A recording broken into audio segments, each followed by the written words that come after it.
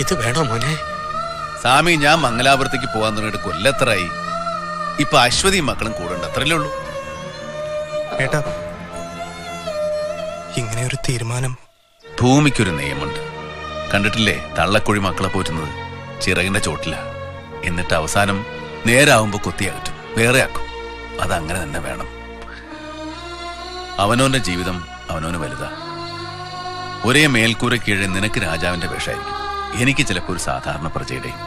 അതൊന്നും പരസ്പരം വെച്ചുമാറാനോ മാറ്റിക്കളിക്കാനോ പാടില്ല, പറ്റില്ല. ഈ വീടും നമ്മുടെ കാര്യങ്ങളൊക്കെ നല്ല അന്തസ്സായിട്ട് കൊണ്ടു നടത്താൻ നീ ഇവിടെ ഉണ്ടല്ലോ.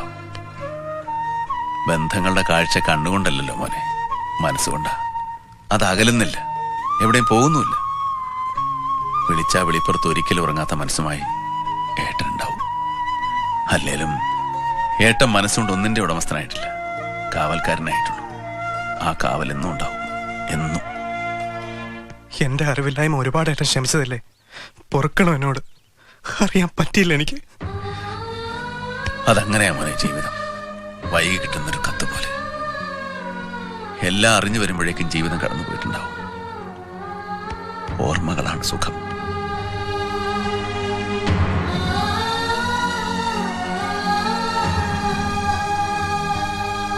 ഇറങ്ങട്ടെ.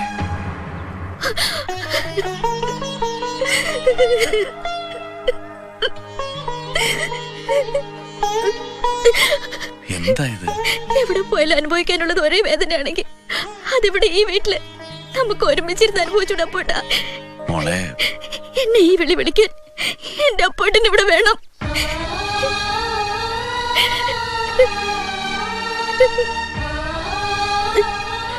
മോളെ, അപ്പേട്ടൻ ദൂരെ എവിടെയും. വേണ്ട, എനിക്കൊന്നും കേക്കണ്ട.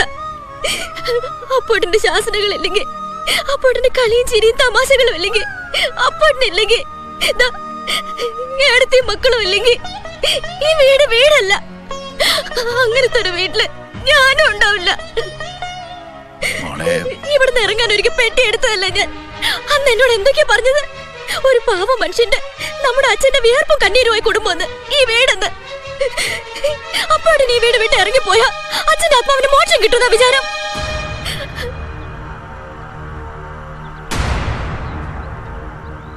പറഞ്ഞില്ലേ അന്ന്, ഭർത്താവിന്റെ ഏട്ടനല്ല എന്റെ ഏട്ടനാണ്. ആ ഏട്ടനോട് പറയാ, പോവരുത് പോവരുത് അപ്പോട്ടാ.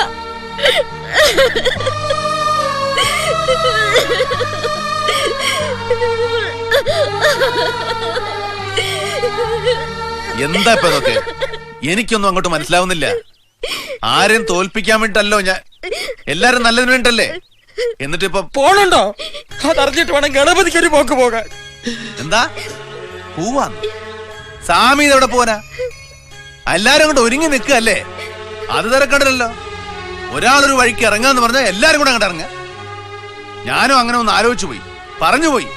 തെറ്റ്. അതിന്റെ മുകളിൽ കയറി പിടിച്ച് എല്ലാരും കൂടെ പെട്ടിയെടുക്ക. അപ്പൊ ഇവിടെ പിന്നെ കുട്ടികൾക്കാരാ?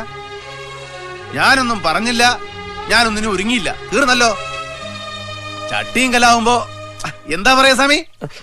തട്ടിയും മുട്ടിയൊക്കെ. ആ, അത് തന്നെ, അത്രേ ഉള്ളൂ.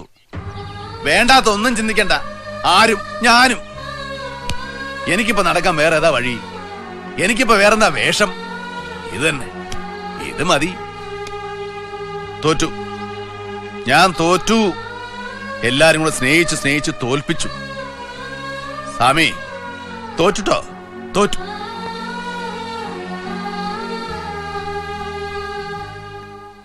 എന്താ ഇങ്ങനെ സൂക്ഷിച്ചു നോക്കുന്നു? എല്ലാം കഴിഞ്ഞിട്ട് എന്റെ അച്ഛനെ കളിയാക്കി ഒരു ഇളി ഇളിക്കാറില്ലേ, അതുണ്ടോന്ന് നോക്കിയതാ. അതുണ്ട്, അതൊന്നുമുണ്ട്. ആ ഇളിയ മരിക്കോളം കൂടെ ഉണ്ടാവും. എന്നാ പിന്നെ ആ ഇളിയൊന്ന് ഇളിക്കണ്ട സമയം.